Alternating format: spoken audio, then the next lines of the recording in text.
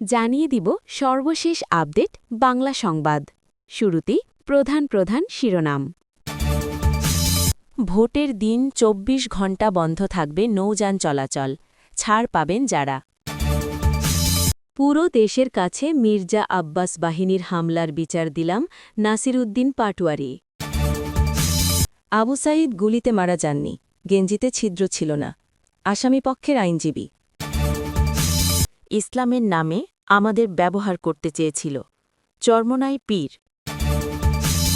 গোপালগঞ্জে জামায়েত আমির ফ্যাসিবাদী কায়দার রাজনীতি থেকে দেশকে বের করে আনতে হবে। মাইলস্টোনে নয়, সচিবালয়ে বিমান পড়া দরকার ছিল, উপদেষ্টা ফাউজুল কবির। এতক্ষণ শুনছিলেন সংবাদ শিরোনাম, এখন শুনবেন বিস্তারিত। আগামী ১২ ফেব্রুয়ারি অনুষ্ঠিতব্য ত্রয়োদশ জাতীয় সংসদ নির্বাচন ও গণভোটকে সামনে রেখে নৌযান চলাচলের উপর ২৪ ঘণ্টার নিষেধাজ্ঞা জারি করেছে নির্বাচন কমিশন ইসি। তবে জরুরি সেবা ও নির্দিষ্ট কিছু ক্ষেত্রে এই নিষেধাজ্ঞা শিথিল থাকবে। মঙ্গলবার ২৭ জানুয়ারি ইসির উপসচিব মোহাম্মদ মনির হোসেন এ সংক্রান্ত নির্দেশনা বাস্তবায়নের জন্য নৌ সচিবের কাছে একটি চিঠি পাঠিয়েছেন।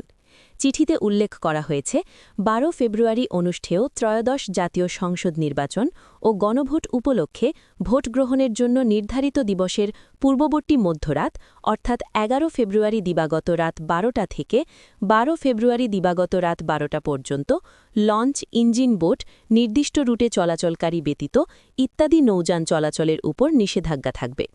এতে বলা হয়, রিটার্নিং অফিসারের অনুমতি সাপেক্ষে প্রতিদ্বন্দ্বী প্রার্থী, তাদের নির্বাচনী এজেন্ট, দেশি বিদেশি পর্যবেক্ষকদের পরিচয়পত্র থাকতে হবে জন্য এ নির্দেশনা শিথিলযোগ্য। সেই সাথে নির্বাচনের সংবাদ সংগ্রহের কাজে নিয়োজিত দেশি বিদেশি সাংবাদিক পরিচয়পত্র থাকতে হবে, নির্বাচনের কাজে নিয়োজিত কর্মকর্তা কর্মচারী, আইন শৃঙ্খলা বাহিনীর সদস্য এবং কতিপয় জরুরি কাজ যেমন অ্যাম্বুলেন্স, ফায়ার সার্ভিস, বিদ্যুৎ, গ্যাস, ডাক, টেলিযোগাযোগ ইত্যাদি কার্যক্রমে ব্যবহারের জন্য উল্লিখিত নৌযান চলাচলের ক্ষেত্রে নিষেধাজ্ঞা প্রযোজ্য হবে না। এছাড়া প্রধান প্রধান নৌপথে বন্দর ও জরুরি পণ্য সরবরাহ সহ অন্যান্য জরুরি প্রয়োজনে সংশ্লিষ্ট কর্তৃপক্ষ এই নিষেধাজ্ঞা শিথিলের বিষয়ে প্রয়োজনীয় কার্যকর ব্যবস্থা নিতে পারবেন। একই সঙ্গে ভোটার ও জনসাধারণের চলাচলের একমাত্র মাধ্যম হিসেবে সব নৌযান চলাচলের ক্ষেত্রে ও দূরপাল্লার নৌযান চলাচলের ক্ষেত্রে এই নিষেধাজ্ঞা প্রযোজ্য হবে না।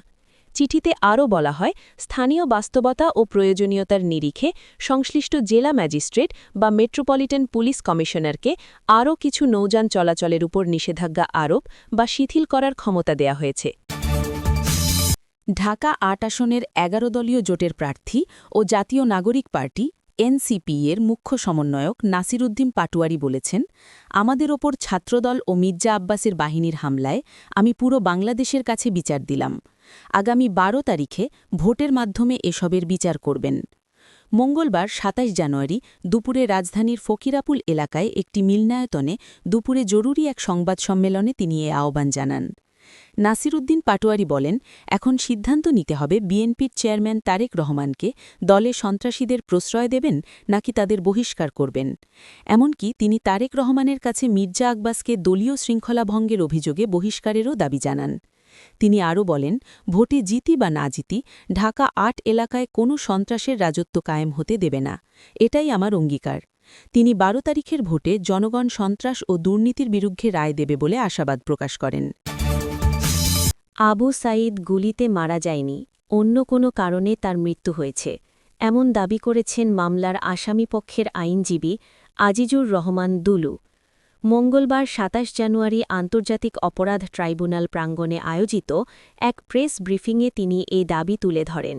এদিন আবু সাঈদ হত্যাকাণ্ডে মানবতা বিরোধী অপরাধের মামলায় যুক্তিতর্ক শেষ হওয়ায় ট্রাইব্যুনাল ২ মামলাটি রায়ের জন্য অপেক্ষমান রাখেন। আজিজুর রহমান বলেন, প্রসিকিউশন ও আসামিপক্ষের যুক্তিতর্ক আজ শেষ হয়েছে। আমি কনস্টেবল সুজন ও এএসআই আমির হোসেন সহ ৩ জনের পক্ষে যুক্তি উপস্থাপন করেছি। এর মধ্যে একটি হল, আবু সাঈদের ওপর যে রাবার বুলেট বা পিলেটস ব্যবহার করা হয়েছিল তা ত্বকের জন্য ক্ষতিকর ছিল কিনা, কিন্তু এ নিয়ে কোনো যুক্তি খণ্ডন করেনি প্রসিকিউশন। এর অর্থ হল, আবু সাঈদ গুলিতে মারা যাননি, অন্য কোনো কারণে মারা গেছেন, অর্থাৎ হেড ইনজুরিতে বা মাথায় আঘাতে মারা যাওয়ার ঘটনাটিকে সমর্থন করে, কারণ তার গেঞ্জিতে কোনো ছিদ্র ছিল না।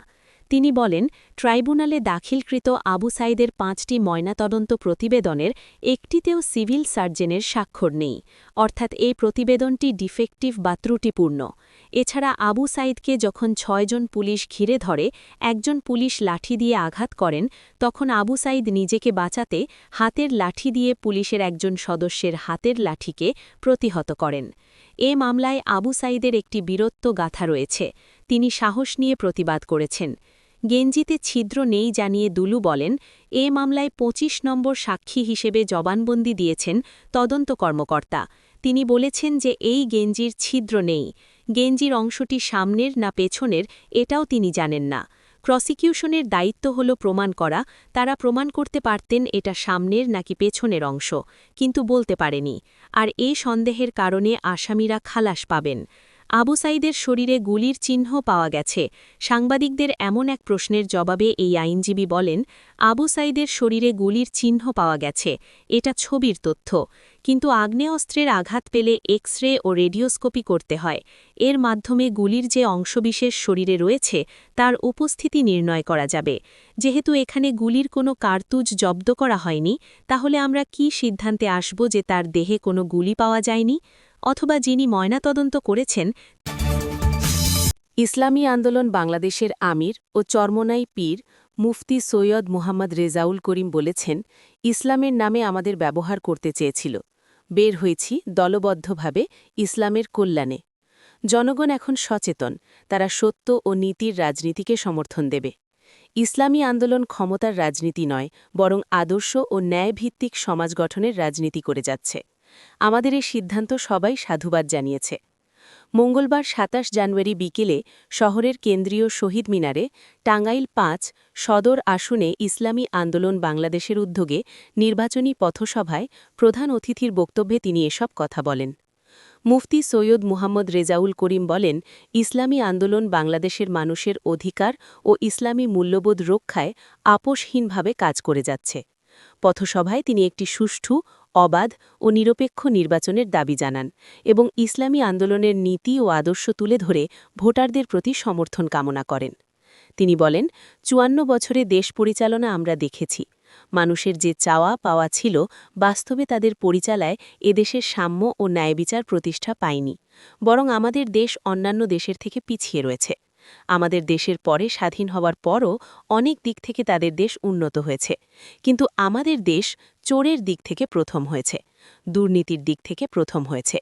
মুফতি সৈয়দ মুহাম্মদ রেজাউল করিম বলেন, দেশকে যদি সুন্দর করতে হয়, ইসলামের শক্তি যদি উত্থান করতে হয় এবং মানবতার কল্যাণ যদি নিশ্চিত করতে হয়, তাহলে হাতপাখার প্রতীকের বিকল্প কোনো মার্কা নেই।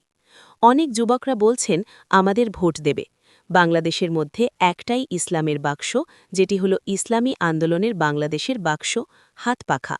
অনুষ্ঠানে সভাপতিত্ব করেন টাঙ্গাইল ৫ সদর আসনে ইসলামী আন্দোলনের সংসদ সদস্য খন্দকার জাকির হোসেন সবুজ। এ সময় দলের অন্যান্য নেতাকর্মীরা উপস্থিত ছিলেন।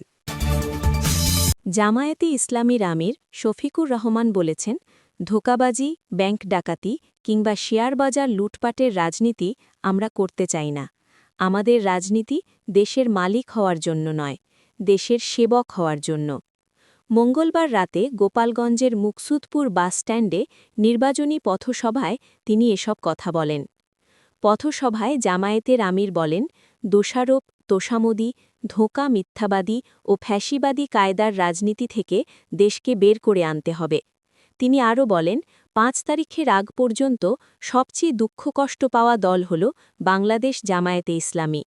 ৫ তারিখের পর আমরা সকল ধর্ম ও শ্রেণীর মানুষের সঙ্গে কথা বলেছি, আশ্বস্ত করেছি, সাহস জুগিয়েছি। এ দেশে সবাই সমান, অধিকারও সমান। সমাবেশে জামায়াতের আমির বৈষম্যহীন বাংলাদেশের প্রত্যয় ব্যক্ত করে বলেন, আগামীর প্রজন্মের জন্য হিংসামুক্ত ঐক্যের বাংলাদেশ গড়তে আমরা দৃঢ় প্রতিজ্ঞ। জালিমকে কারো দিকে হাত বাড়াতে দেব না। সমাবেশের এক পর্যায়ে জামায়াতের আমির গোপালগঞ্জে ১, মুকসুদপুর ও কাশিয়ানীর একাংশে জামায়াতের প্রার্থী মোহাম্মদ আব্দুল হামিদের হাত উঁচু করে জনতার উদ্দেশ্যে বলেন, আমি এই তার হাতটি উঁচু করে ধরলাম, আপনারাও তার জন্য লড়বেন। জামায়াতের আমির শফিকুর রহমান আরও বলেন, অতীতে আমাদের সঙ্গে যা যা হয়েছে আমরা তা দলের পক্ষ থেকে মাফ করে দিয়েছি, আমরা আমাদের কথা রেখেছি। মঙ্গলবার রাত 10:15টায় অনুষ্ঠিত ওই পথসভাকে কেন্দ্র করে সন্ধ্যা থেকেই মুকসুদপুর কলেজ মোড় ও বাসস্ট্যান্ড এলাকায় জামায়াতের নেতাকর্মীরা মিছিল নিয়ে জড়ো হন।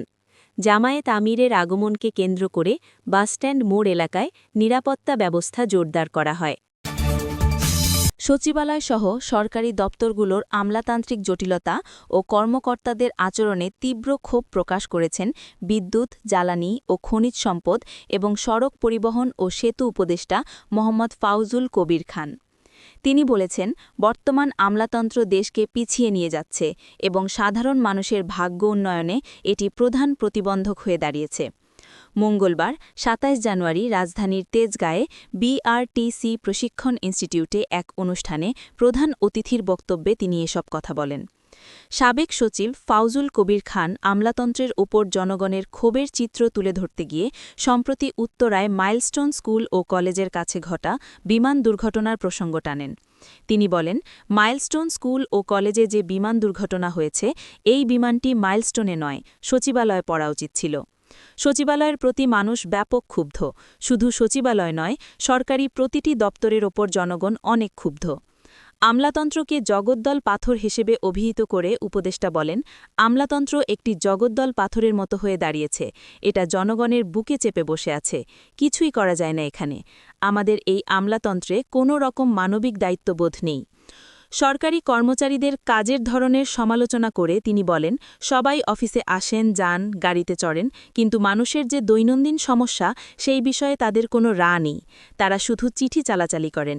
এই রুম থেকে ওই রুমে চিঠি যায়, সভা হয়, লাঞ্চ হয়, স্ন্যাক্স হয়, কিন্তু কাজের কাজ কিছুই হয় না। আমি যত কিছুই করার চেষ্টা করেছি, সব কিছুই আটকে আছে। সড়ক পরিবহন খাতের সংস্কার নিয়ে নিজের অভিজ্ঞতার কথা জানিয়ে ফাউজুল কবির খান বলেন, সড়কের নীতিমালা আমি নিজে বসে ব্ল্যাকবোর্ডে দেখিয়ে সব কিছু বলে দিয়েছি যে এটা করতে হবে, ওটা করতে হবে, কিন্তু এখনও হচ্ছে না। তারা, অর্থাৎ আমলা, এর পরিবর্তন চান না। তারা চান তাদের সুযোগ সুবিধা, পে স্কেল বাড়ানো হোক, তাদের দুর্নীতির সুযোগ বাড়ুক, কিন্তু সাধারণ মানুষ গোল্লায় যাক, এটা নিয়ে তাদের মাথা ব্যথা নেই। সরকারি কর্মচারীদের হুঁশিয়ারি দিয়ে উপদেষ্টা বলেন, সরকারি কর্মচারী জনগণের সেবক, কিন্তু জনস্বার্থ তাদের মাথায় নেই। তাদের মাথায় জনস্বার্থ শব্দটি পেরিক দিয়ে ঢুকিয়ে দিতে হবে, তা না হলে এই অচল অবস্থার অবসান ঘটবে না। এই আমলাতন্ত্র আমাদের পিছিয়ে নিয়ে যাচ্ছে এবং আমাদের ভাগ্য উন্নয়নে প্রধান বাধা হয়ে দাঁড়িয়েছে।